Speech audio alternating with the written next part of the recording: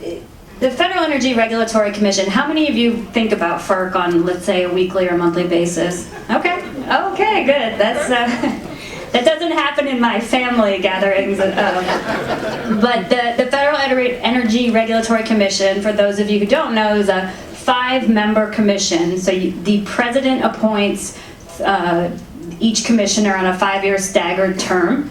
And the idea is there's 3 members of the 5 from the president's party and 2 from the other party. And so ostensibly we're an independent commission, and we every year somebody rolls off, and in a working situation somebody new gets put onto the commission. We have broad responsibility in the electricity and energy sector, broadly over wholesale rates for the sales of electricity and for the transmission of that electricity. So the sale from me as the generator to Pepco as the utility, that's our bailiwick, and then Pepco to your home or your apartment or your business, that's the District of Columbia's responsibility. We also have authority over the siting and rates of interstate natural gas pipelines. We have jurisdiction over the rates for oil pipelines. We license and relicense hydro facilities, and we have, since 2005, on the electric side, reliability responsibility, which is becoming, as you all know, very critical. And what's a day like for us? We have a monthly meeting around which we organize ourselves as a commission. The commission's about 1,500 people, really deep bench of staff who are expert across all the issues I just listed. And so none of our days are the same. We might do something like talk to you all on one day, and then the week before the meeting, we keep our heads down and we're negotiating across our 5 offices around what any given order is going to say. We regulate by issuing orders, whether those be in a specific proceeding. You as a utility wants to come in and ask for permission to change your operating tariff, or whether we operate on a more generic policy basis. We've gotten 2 big proposals recently on transmission and interconnection as examples I can talk about. So that's FERC in a nutshell. Go on to why I'm at FERC. I've always been fascinated by energy and electricity, and when I went to college and started learning about how the economy works, you quickly come back to energy every time, right? It doesn't matter if you're doing healthcare policy or education policy or international relations policy. You got to understand how the energy is flowing and how much it costs and who that impacts. And so I think it's just, for all of you, and for me, it's just a really satisfying career choice, and I look at it as a continuing right to work for as long as you feel like doing it. I started off in private practice after law school. I was doing regulatory electricity work, where I'm now kind of back to, and then I moved to New York and spent a few years doing project finance on the energy side. I wanted to get into renewable energy resource issues, clean energy, energy transition. At that time, back in 2004, 2005, there wasn't as much action, but projects were starting to get financed, so I went up and did that for a while. And then I went to a nonprofit for 10 years, and when I made that decision, I thought to myself, that's it for me relative to a government role. Because even as 15 years ago, the idea that you could go work as a clean energy advocate and then come into government and play an objective role, it wasn't accepted. It felt like, I'd be a pretty good state regulator, but that's not going to be a choice I'm making. But I thought in closing that door, lots more would open, and that's what happened for 10 years. I had a great experience working at Natural Resources Defense Council. I served on some National Academies of Sciences Committee. I lectured at Yale Law School for a couple of years. And then all of a sudden I found myself having made these decisions instinctually along the way. The world was changing around us. And the idea that I'm now the 10th woman commissioner at FERC, but I'm the first one who comes from just kind of a straight clean energy background. But I took the same pledge as my colleagues. We all took the same pledge to be objective regulators, and I believe that my experience coming from the energy transition systems perspective is a really valuable add to that pot of experience that my fellow commissioners share. So that's me, and I came to FERC in December 2020. My term is up in June 2024. Very good. So, and particularly given your background and kind of setting the stage relative to this energy transition.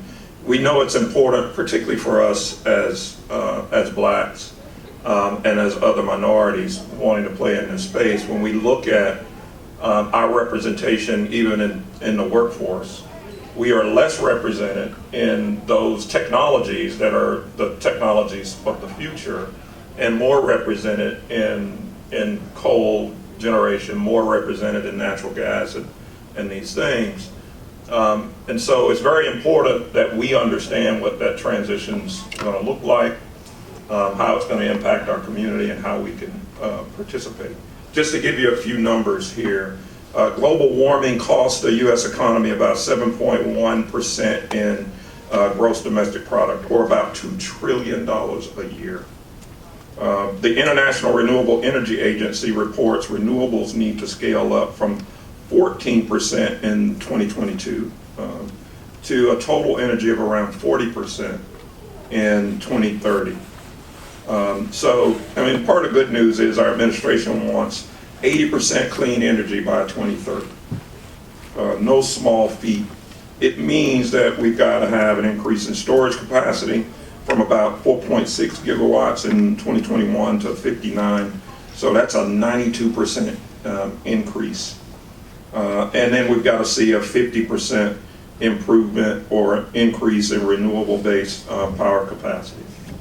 So against that backdrop, and knowing, you know, what the inclusion numbers look like, I wonder if you could say and share what you think the role of the Federal Energy Regulatory Commission is in that, and how would you respond to those that think equity should not be something that's mandated?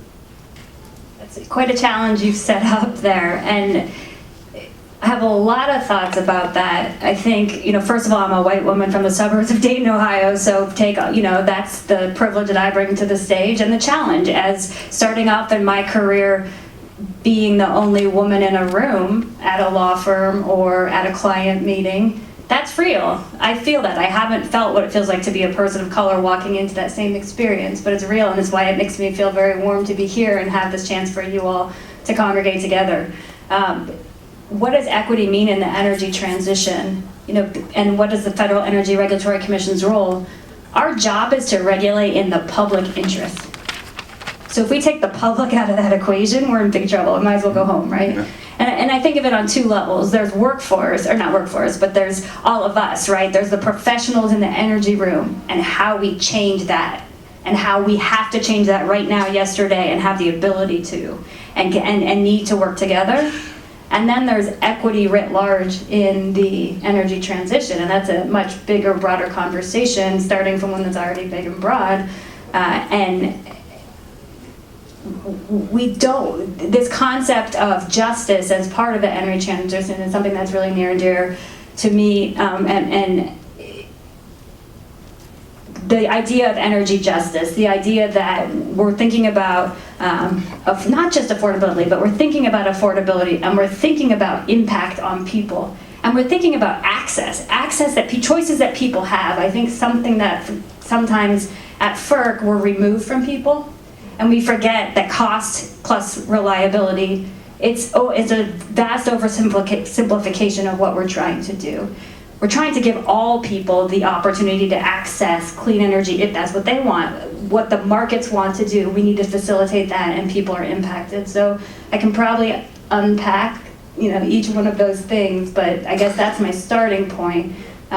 We have to remember that at FERC, because we are one step removed, and because we're a technical, and often, we're politically relevant in Washington, D.C., but we're pretty esoteric and technical and kind of outside of the mainstream, where generally we need to figure out ways to fix that, right? To acknowledge that and to regulate within that. So along those lines, relative to those of you that are decision makers in this space, I wonder if you talk to us a little bit about racial diversity and how we get more diversity in the decision-making process, whether it's at the grassroots level, community level, or at FERC and other agencies. I wonder if you would share your thoughts about that. Yeah, you got to bring people to the table. You have to create spaces intentionally and do not fill them up with the people who are just waiting in the room, but make sure you do everything you can to create the space for new voices that should be influencing decisions. I think the grassroots have it, but if the people in power can't figure out how to take that seriously, why is the opinion, I really think this, I think, why is the opinion of a community who doesn't want to have that infrastructure, or any kind of infrastructure, clean energy infrastructure, traditional energy infrastructure, you name it, they don't want to have that go like past the field of their preschool, right? Why isn't that perspective a starting point from how we're working on these issues?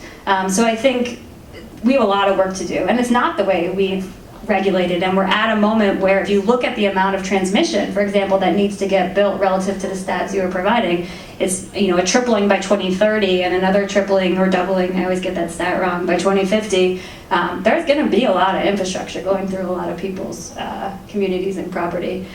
We've done some things at FERC, and I'm glad Nicole Sidderaman is here today. One of the things I'm most proud of is we've established an Office of Public Participation. And you might not know anything about it, but one thing about it is it was included in statutory changes in 1978, statutory revisions to PURPA, and for whatever reason, it never got set up. And some advocates who wanted to bring public voices into this commission got to members of Congress. So the appropriator sent us a letter right when I was coming in and said, hey, how's it going on that Office of Public Participation that was supposed to be in place 30 years ago? And so we did a process, and I'm really proud of this. We did public outreach. We held on-the-record listening progress, and it keeps getting bigger every time. And I thought, sure, they'll help us change our notices about proposed infrastructure projects into Spanish. Like, that would be a good thing. I thought that's kind of what the kind of expectations, and they're just taking it to a whole nother level.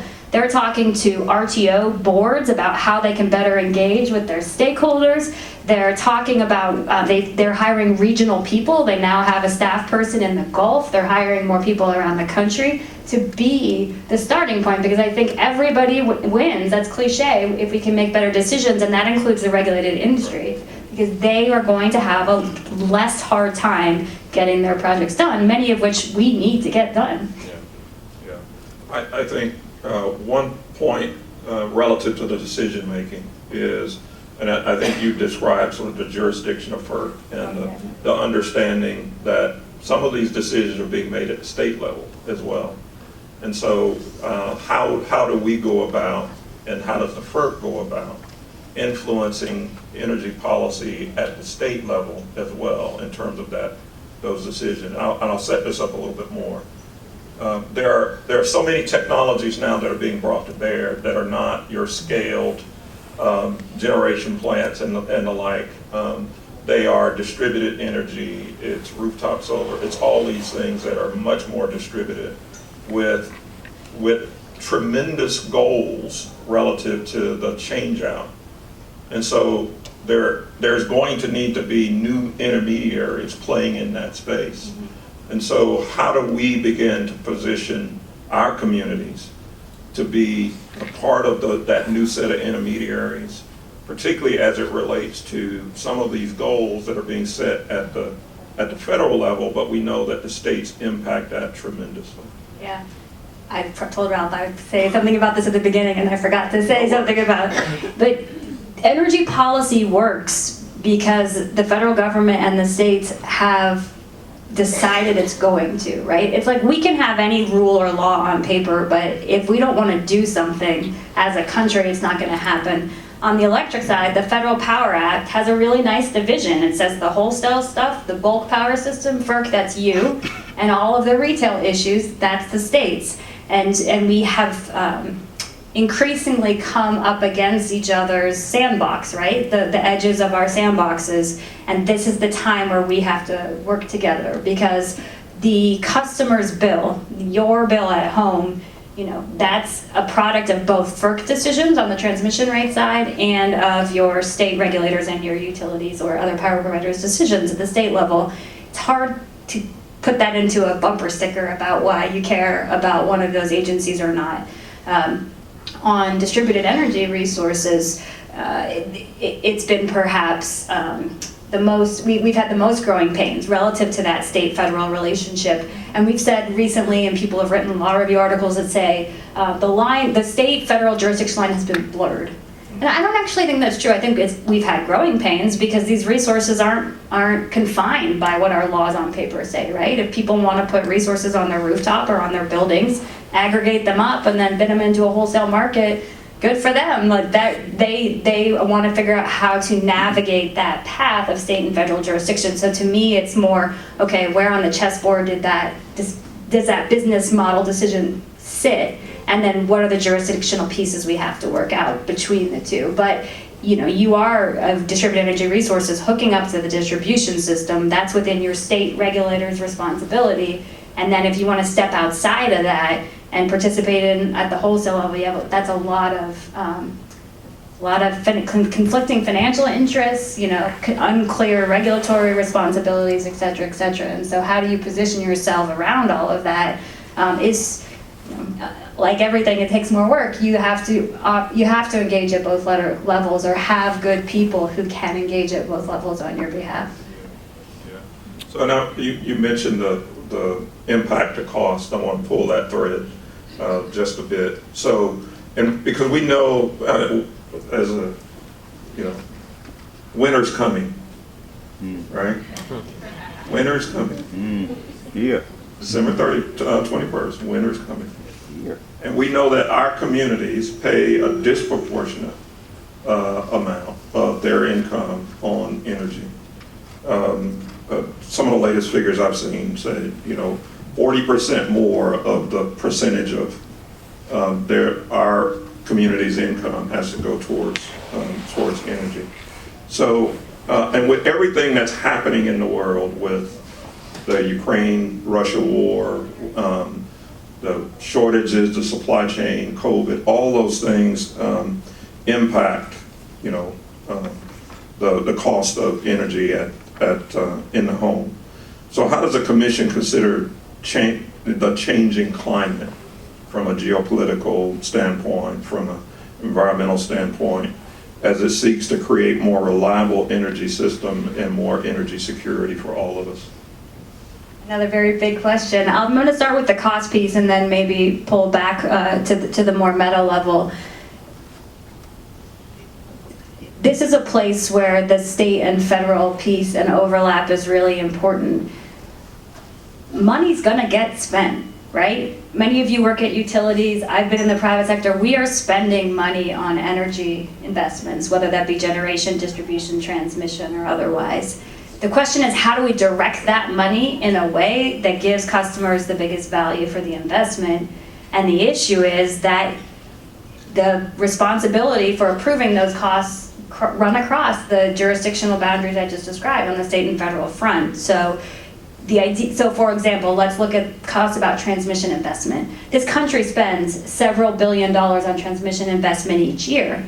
But we still don't have a robust regional and interregional backbone system, which could carry zero fuel costs, clean wind and solar resources to customers. So that could lower customers' end bill, right? When you add up the transmission component and the generation component and the distribution component. But outside of the vertically integrated context, those things aren't getting measured together. And so it's hard to understand whether or not an investment is prudent at the transmission level because somebody else is doing the calculations relevant to the generation resource types that happen, and sometimes that even happens within individual companies. So we have to work together, we have to acknowledge that money is getting spent and figure out ways to direct it effectively. And then there's also temporal issues, right? You're gonna pay for this transmission investment, your grandkids are gonna benefit from it. And there's a reality that there's going to be price increases in the near term relative to that. I think when you step back and look at the global situation, we've been focused at FERC a lot on New England this winter and every winter, but among regions around the country, and we increasingly cannot separate out the price of U.S. gasoline or natural gas from the geopolitics, from global geopolitics. That is true. Yeah. Now, we have things we can do as a country, and this is the debate going on in New England. New England's had trouble building pipelines to bring natural gas into the region for a lot of reasons, including the fact that states have objected to that investment. New England has had trouble building interstate transmission because people have been opposed to that transmission investment.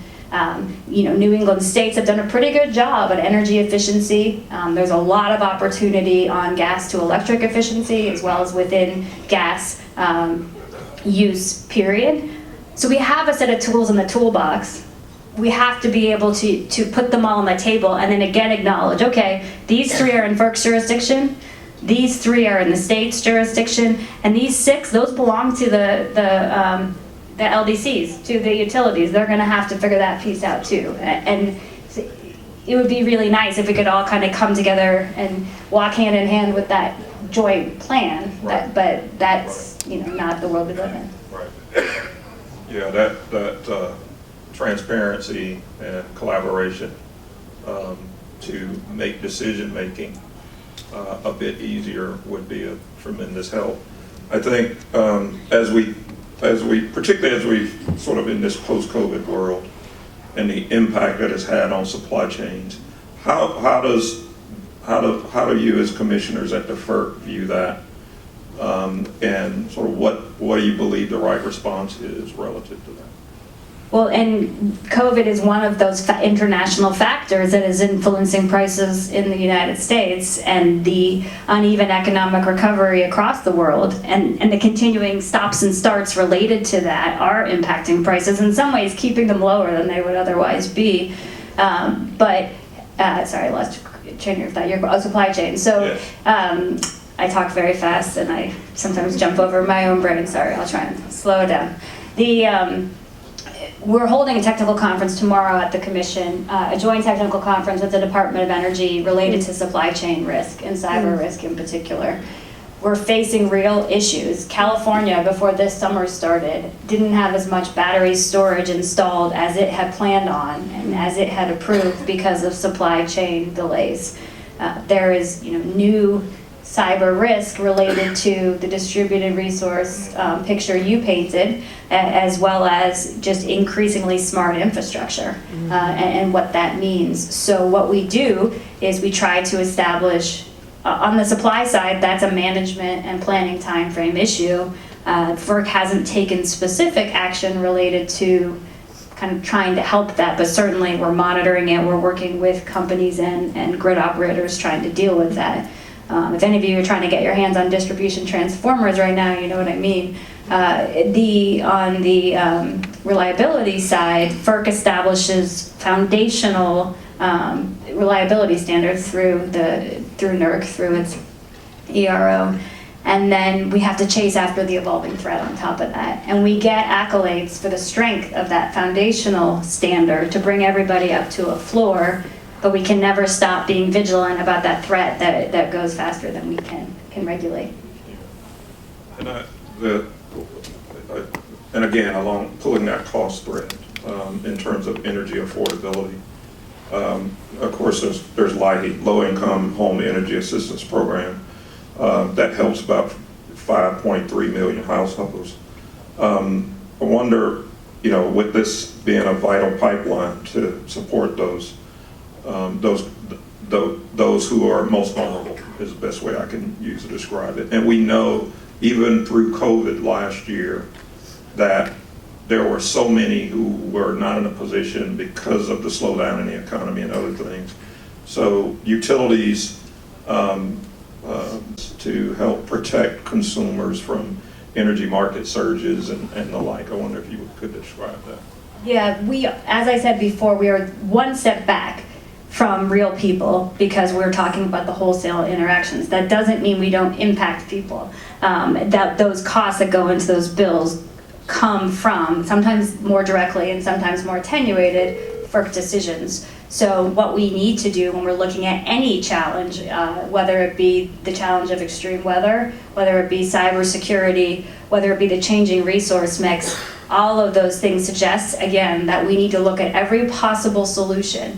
And just because one solution isn't perfect doesn't mean it can't contribute. So I hear people say, oh, in heat waves, you can't get customers to turn down their AC.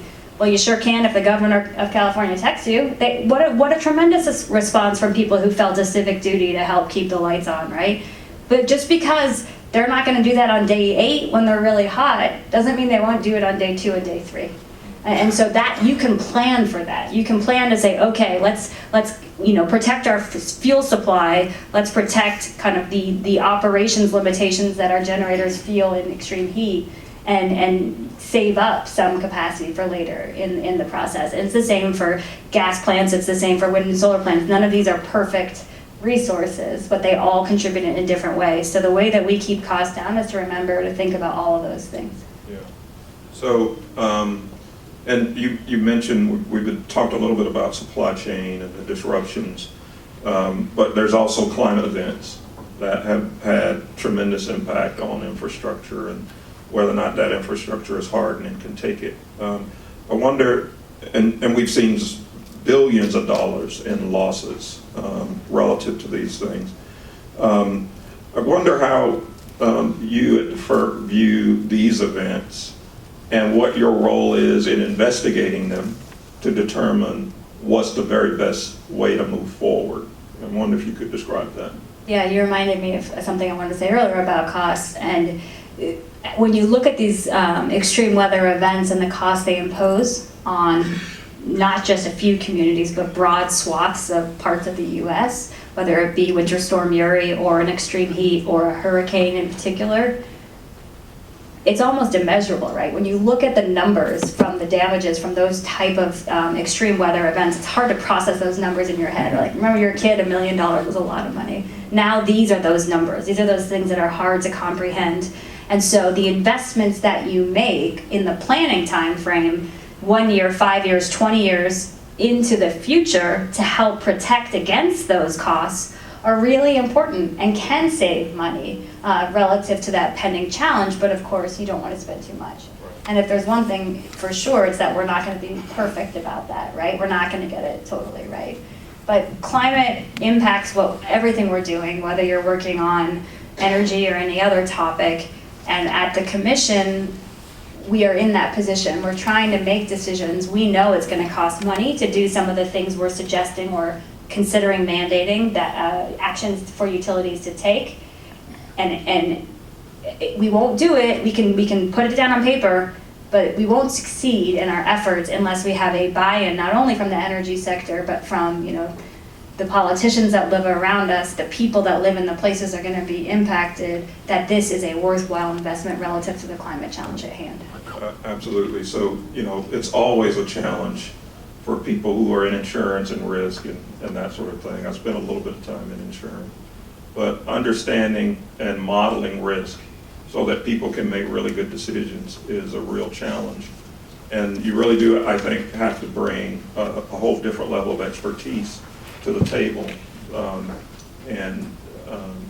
So not just us engineers, so to speak, to make a difference in that particular space. I want to open it up. Now, we've got a few more minutes left, I think maybe about 10 minutes. I want to open it up for any questions from the audience.